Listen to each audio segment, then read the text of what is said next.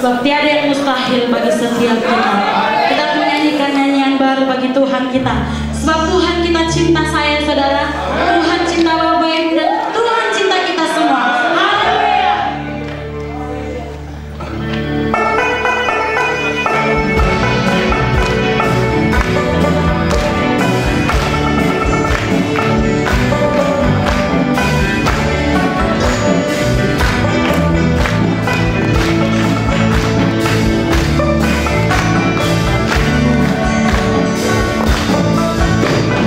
Tuhan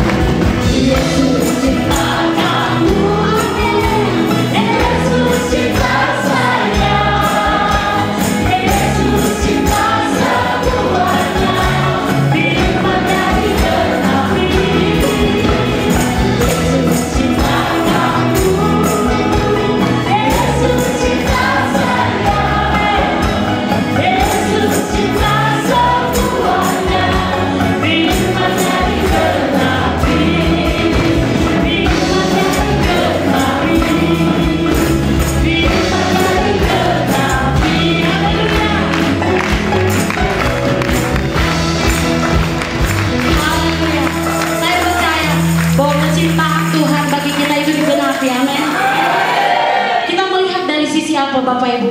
Dari penyertaan Tuhan atas hidup kita. Itu adalah bukti kecintaan Tuhan dalam kehidupan kita. Amin. Saya persilakan Bapak Ibu untuk boleh duduk kembali. Kita akan mempersiapkan hati kita untuk kita boleh dengar firman Tuhan. Sebab firman Tuhan itu kekuatan dalam hidup kita. Firman itu yang memampukan kita untuk berjalan, melangkah melalui setiap kehidupan kita. Dan firman Tuhan itulah yang mengajari setiap kita, menegur setiap kita untuk kita terus ada di dalam kebenaran Tuhan. Mari kita buka hati kita. Kita percaya bahwa Tuhan terus bekerja. Tuhan terus lakukan caranya yang ajaib atas setiap kehidupan kita. Sebab pertolongan Tuhan nyata dalam setiap hidup kita. Haleluya Tuhan. Kami percaya Tuhan. Sebab Engkau Tuhan yang ajaib. Kami percaya bahwa Engkau Tuhan yang dahsyat. Kau turun tangan memulihkan setiap kami. Dan Kau turun tangan memberkati setiap kami Tuhan. Haleluya.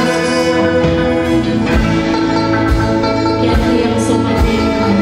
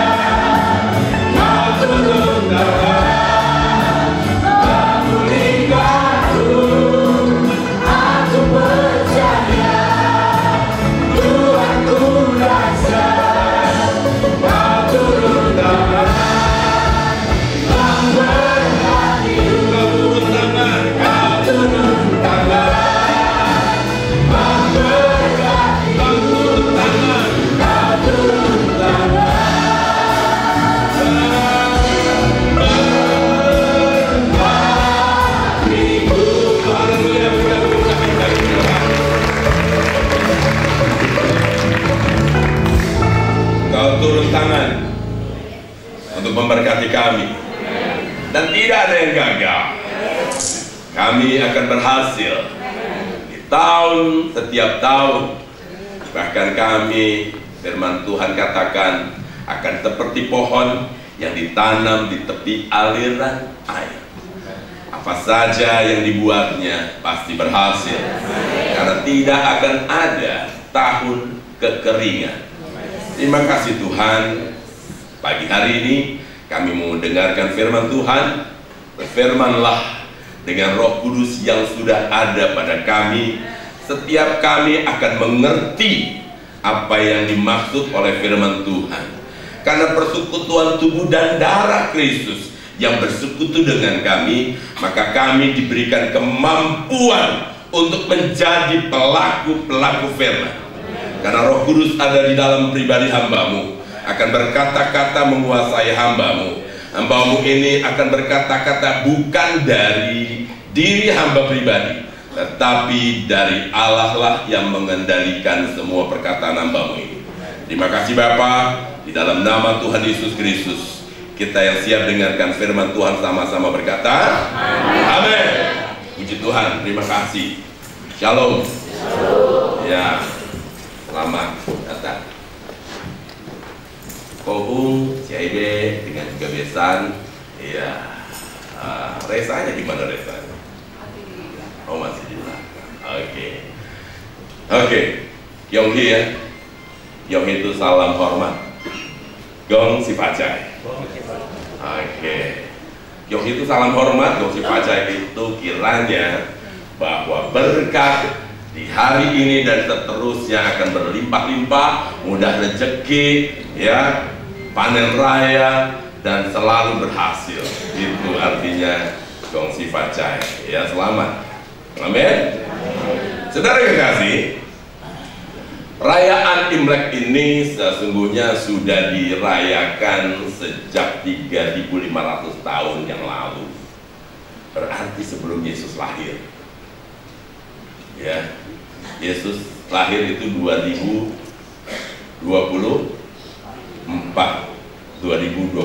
Itulah tahun Masehi, tahun lahirnya Yesus. Jadi kalau Yesus ada bersama dengan kita di dunia ini, umurnya kurang lebih sekitar 2024 tahun. Bisa lebih, bisa kurang, karena ya beberapa ahli teologi memang memastikan tidak tepat di, apalagi lahirnya ya, di tanggalnya tidak. Nah, saudara yang kasih, di 3.500 tahun yang lalu, kurang lebih sekitar 1.500 tahun sebelum Masehi, suku Tionghoa ya di daratan Cina sana, mereka selalu mengalami ketakutan karena ada satu monster yang keluar dari dasar laut yang bukan hanya memakan habis hasil panen, buah-buahan, hasil panen semua habis dimakan, ternak mereka habis dimakan, bahkan orang pun juga dimakan, dibinasakan. Jadi, nah tiba-tiba dan setiap kali tahun itu, bulan itu, orang-orang Tionghoa ini mereka lari ke pegunungan, di tempat yang lebih aman, di tempat yang lebih tinggi. Mereka tinggalkan perkebunan, mereka tinggalkan persawahan, mereka tinggalkan rumah mereka, ya, untuk menghindari satu monster yang bernama Nian. Dan ketika sudah selesai, mereka baru turun gunung dan melihat semua hasil panen habis semua. Ya, bukan hanya hasil panen, tetapi semua yang ada di ladang, yang ada di perkebunan, bahkan rumah mereka, ternak mereka habis dibinasakan oleh monster ini. Dan tiba-tiba ada seorang tahu, yaitu pendeta, ya, orang tua, dia datang ke sana dan dia bilang, sudah tidak perlu takut, ya, saya akan usir Nian ini. Nah, kemudian ketika Nian ini datang, tahu ini dengan memakai pakaian merah, dan tahu ini dia bilang sama masyarakat ketika monster ini datang, supaya dibunyikanlah, bakarlah petasan untuk ledakan-ledakan. Ya, kemudian bawa api untuk penerang. Nah, sejak saat itu Nian takut melihat warna merah, dia takut dengan cahaya, dan dia takut dengan ledakan-ledakan. Sejak saat itu Nian tidak pernah datang lagi, dan hasil panen raya orang-orang Tionghoa ini berhasil, tidak lagi dimakan habis oleh monster Nian. Itu sebabnya mereka katakan Gong Si Facai. Ya, kiranya berkat berlimpah atasmu, panen raya, semua apa yang kau buat dibuat berhasil. Sehingga setiap tahun ketika mereka hitung bahwa di bulan ini Nian biasanya datang, mereka pakai baju merah, mereka nyalakan petasan dan juga memberikan cahaya supaya Nian takut. Saudara kekasih, bagi kekristenan, simbol-simbol ini sungguh sangat berarti. Merah ini bicara tentang darah Kristus yang membuat gentar iblis karena dikalahkan di kayu salib. Terang ini adalah terang Tuhan, yaitu firman Tuhan yang ada pada Kristus. Yesus bilang, akulah terang dunia. Barang siapa yang menerima terang itu, mereka tidak akan mengalami kegelapan. Ketika Yesus bangkit, Yesus katakan, kuasa kebangkitan ada padamu, dan pencurahan Roh Kudus akan membuat orang menjadi dinamis. Tahu dinamis? Arti kata dari dinamit. Dinamit itu adalah ledakan. Jadi bagi orang Kristen, kuasa kegelapan tidak bisa lagi menghancurkan hasil panen raya. Karena apa? Karena darah Kristus sudah tercurah atas setiap anak Tuhan. Terang itu adalah firman Tuhan, sehingga firman-Mu katanya adalah pelita bagi kakiku dan terang bagi jalanku. Amin. Dan Roh Kudus akan membuat kita bersemangat, bergejolak. Tidak lagi kita dikungkung, tidak lagi kita diintimidasi oleh kuasa kegelapan. Saudara kekasih, kita bersyukur. Rupanya kejadian di China sana adalah merupakan satu gambaran kedatangan Kristus bagi suku Tionghoa ini. Ya, bahwa ada tanda darah yang berwarna merah yang mengalahkan semua kuasa kegelapan. Dan kalau mereka ingin hidup tenteram, jadilah terang. Ya, dan terimalah kuasa Roh Kudus. Amin. Dan itu adalah simbol-simbol tentang kedatangan Kristus yang akan menyelamatkan. Kurang lebih sekitar 3-4 tahun yang lalu, saudara kekasih, sebelum terjadi COVID yang melanda seluruh dunia yang diawali dari China. Dalam satu doa malam, kurang lebih sekitar beberapa bulan sebelum COVID, saudara kekasih, saya berdoa malam, dan setiap doa itu di malam itu bahasa roh saya berbahasa Mandarin. Dan ada beberapa kalimat yang berulang-ulang diucapkan di dalam penyembahan saya berbahasa Mandarin. Padahal sedikit pun saya tidak bisa, kecuali hanya 2 kata. Ya, wo ai, saya cinta kamu. Dan saya akan bertanya, ni aiwo, kamu cinta saya? Cuman itu doang. Selebihnya paling cie-cie, terima kasih. Lebih dari itu nggak ada lagi, ya saya tahu. Tetapi di dalam bahasa roh saya ini, terus berbahasa Mandarin. Sampai istri saya terbangun, dia pikir, siapa yang nyetel film silat? Ya, Penyembahan saya berbahasa Mandarin, dan ada kata-kata kalimat yang berulang-ulang saya ucapkan. Besoknya, berikutnya saya berdoa malam lagi, begitu lagi, berbahasa Mandarin dan kalimat yang berulang-ulang. Jadi pikir apa ini artinya? Jadi besoknya saya berdoa, saya siapkan handphone dan saya mulai rekam. Saya menyembah berbahasa Mandarin, dan itu terus berulang-ulang. Selesai doa, saya buka, saya cari kamus di Google. Secara keseluruhan tidak ada kata-kata yang disatukan menjadi satu arti.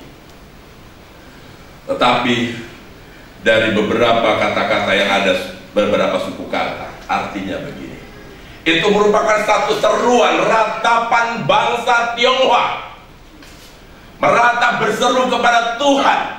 Mereka katakan, ya Tuhan, lepaskanlah kami dari monster Nian ini yang membinasakan kami, yang mematikan kami, yang membunuh kami.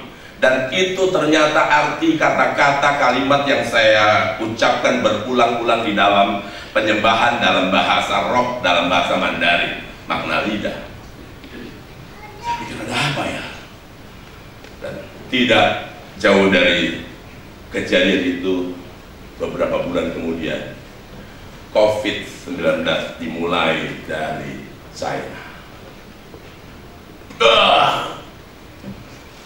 Kemudian saya mendapat penglihatan di satu doa juga. Saya lihat ada lapangan begitu tanah luas, tetapi sudah digali, sudah dibolongin begitu, dan bolongannya itu rapi. Bukan seperti cangkul yang membolongi, membuat lubang-lubang itu, tetapi seperti kerukan dari bekok yang begitu rata dan berjajar rata terus sampai satu lapangan itu penuh dengan lubang-lubang. Dalam penglihatan itu saya pikir,